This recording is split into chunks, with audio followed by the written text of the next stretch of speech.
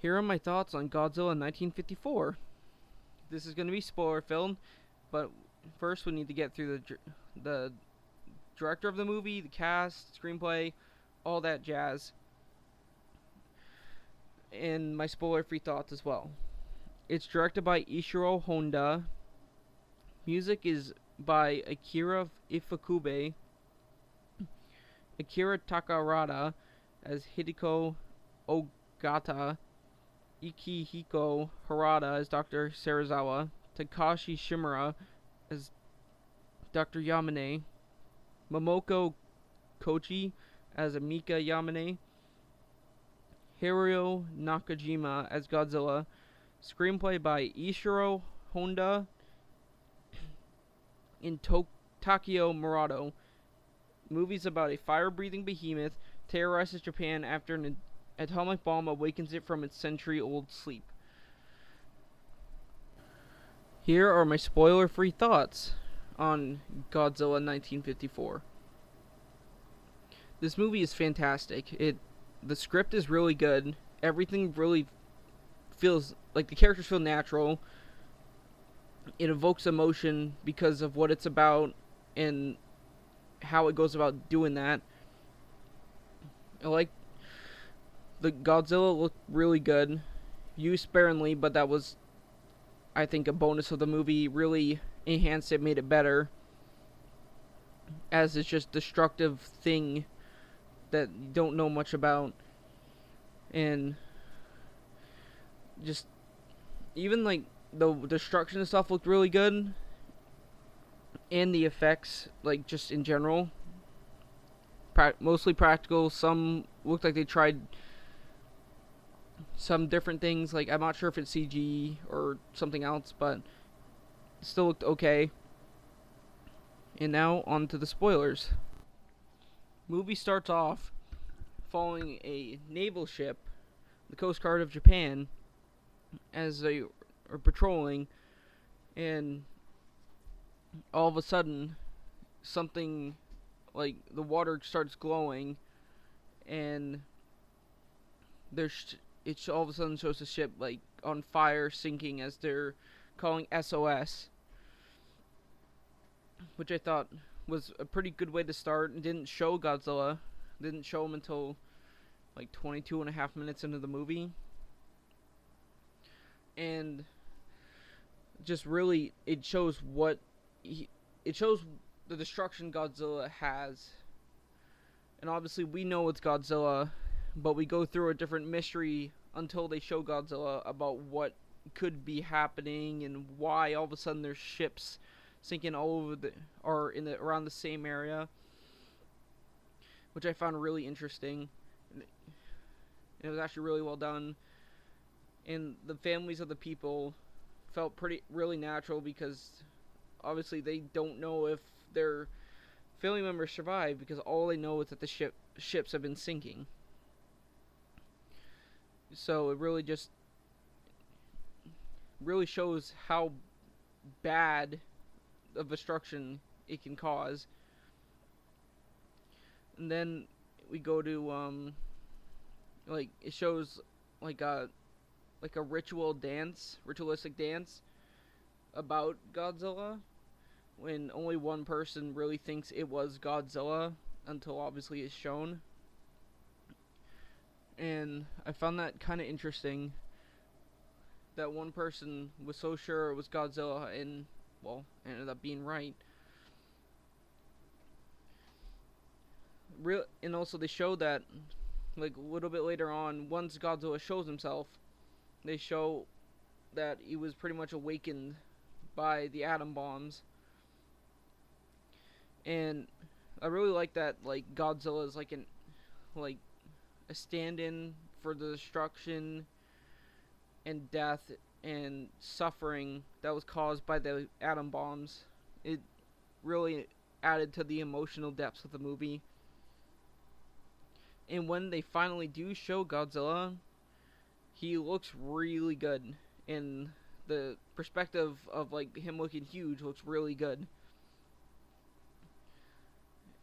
And it was just like, I like how they show him sparingly. Like they show him for like maybe a minute or two scene, and then he disappears. And then they show him again later on for a minute or two, and it disappears. And it causes chaos because he causes so much destruction, whether it means to or not, which really just obviously makes it so that they're thinking about closing like their international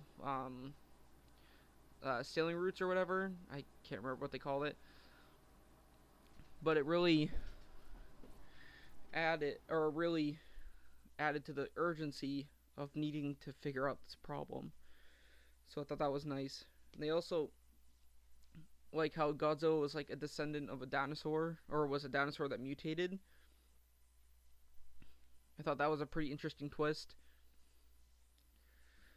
And just everything about this movie just works together well. Really, the only like there's like minor things, and it's really not even worth talking about. And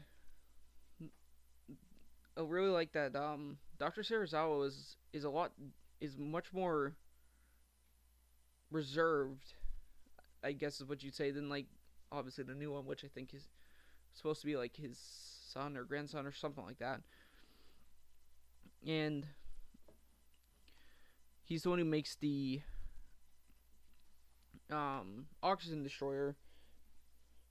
And when they first show what it, or they don't show it when he first uses it, they cut away and show the lady's show Amiko's reaction to it.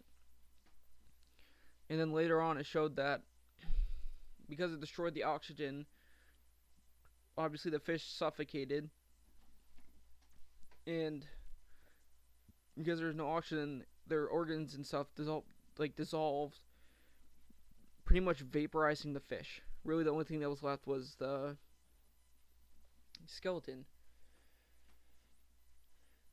And oftentimes Godzilla would come, but you wouldn't actually see him. Like the first time Godzilla really came out, all we had was using the testimony of people as they like testified during like a town meeting or something like that. And then they said that it wasn't a typhoon, and obviously they're correct, but how are they supposed to know? How are the other people that didn't see it supposed to know they're correct?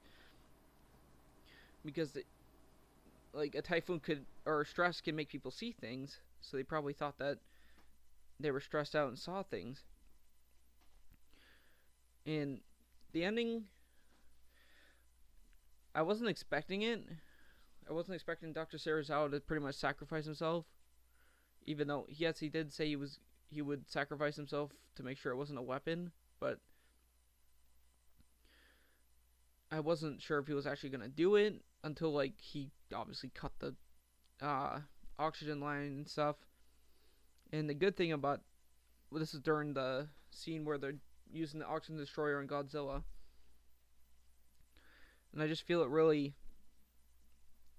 was.